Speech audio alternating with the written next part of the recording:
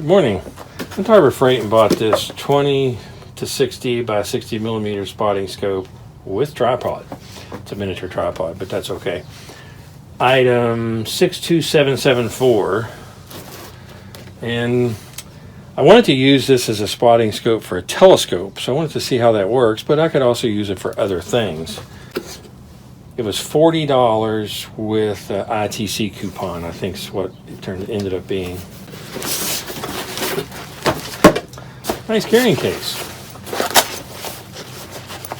Not huge, but good. Serves its purpose.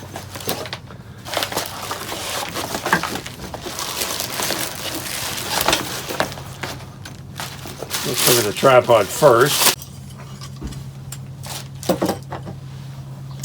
Yeah, it's small. Not sure what I expected out of this box, but it's small. It is metal though, that's good. The legs are metal. You can tighten those up, but it looks like there's just tight enough to create pressure to hold them in place. And of course it has the gimbal motion and the scope itself. No assembly required. They give you a lens cleaning cloth, and it has a snap-on cover. I highly recommend you always keep these on, because once you scratch that, it's there forever. So the natural position for the tripod is like this, with this being up, but you could move it to the side if you needed to. Loosen this, and this spins. Now this could be a little awkward. So the awkwardness is holding the tripod in place while you screw this screw, and your fingers are a little tight in there, but you don't do that but once, so that's okay.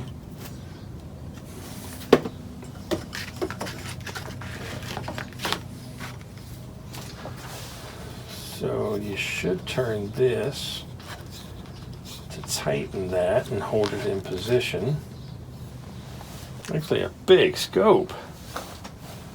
Okay, so it still moves around here because that's not all the way tight.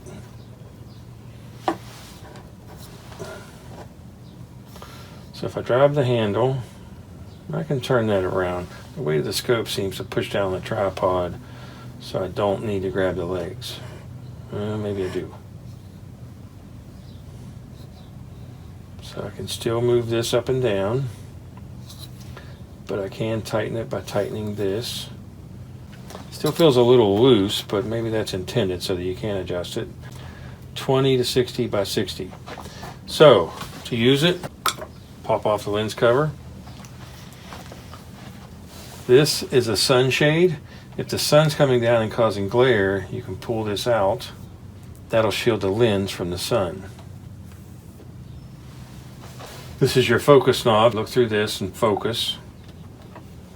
And after you got it focused, you can do this zoom. So there's 60 to 20. See if tightening this up helps. That is fully tight.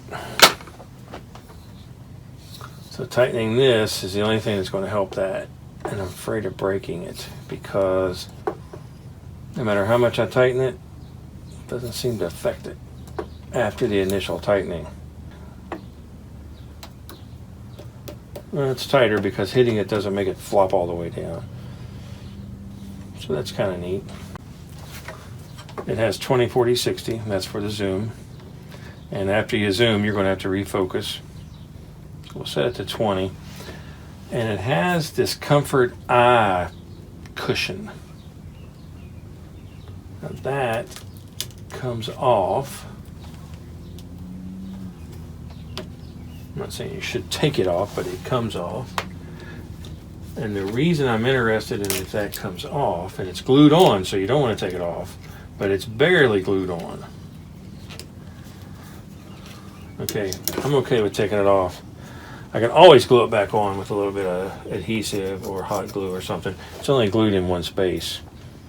And it has indents to hold it in place once you take it off. So there. So it goes right back on. The reason I'm interested in that is I want to take this off and I want to make a custom mount for my iPhone to record through this. I want to be able to mount my iPhone to this so that I can record things through this. First thing I want to do is record long distance sky images, like sunsets maybe. And I eventually want to try to see if I can record the moon through this. When I say record, I can record video or I can take pictures. I'll get this outside so that I'm focusing on something. I'll try to use the iPhone freehand through it just to show what you can see through it, how the adjustment works and how the zoom works. And then I'm going to try to make a custom mount for that. So you need to put this on every single time. There is an indent running all the way around that to hold it on. It's less secure than when it was glued, obviously, but the lens cap fits over this, so you have to put that back on. There was only one glue attachment point, so I can obviously do that again, but I don't want to. I want to leave that loose. As long as I know it's loose like this, I can adjust for that while I'm using it, and it won't be a problem.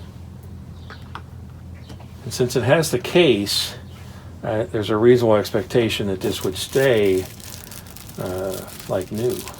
Okay, so I have reservations about taking this out here in the shop because it is a little dusty. So if I take that off, I can clean the lens.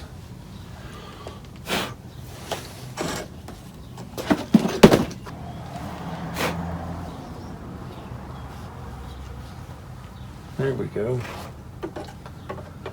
Now, I want to put the lens covers on since they're clean. Now, you can get eyeglass cloths or you can get screen cleaners for LCD screens, and they're the same things. Don't want to use a paper towel. Paper towels have wood fibers in them, and they can scratch lenses, like your glasses. So you should never clean your glasses either. Now, I've tried there's eyeglass cleaners, which is like an alcohol-soaked fabric. I've tried those, and I'm not happy with the way they do telescope lenses or mirrors. So let's take a look at the case. It looks like it has a divider for the telescope and the tripod, and it has hold downs for the telescope itself, and they're Velcro in the middle. Let's go ahead and put this up. First thing I need to do is take the tripod off. That looks like a standard 1/4-20 thread, so this will work on other tripods. So I want to lay it in here, strap it down. And these are stretchy, so we have to pull them to get them around this big scope. There we go. I like that it has the separator because the tripod won't hurt the lenses or the telescope itself. These, you can tighten these, but they provide just enough resistance to hold them in place mostly. So you want to make that as small as possible. And you want to put it in under the binders also. There we go. And we'll zip that up. Okay, I'm going to call this the unboxing. And once I get the eyepiece adapter for an iPhone, I'll put some video or pictures that I've taken through it. So if you like the videos, please subscribe to my channel. Thanks for watching.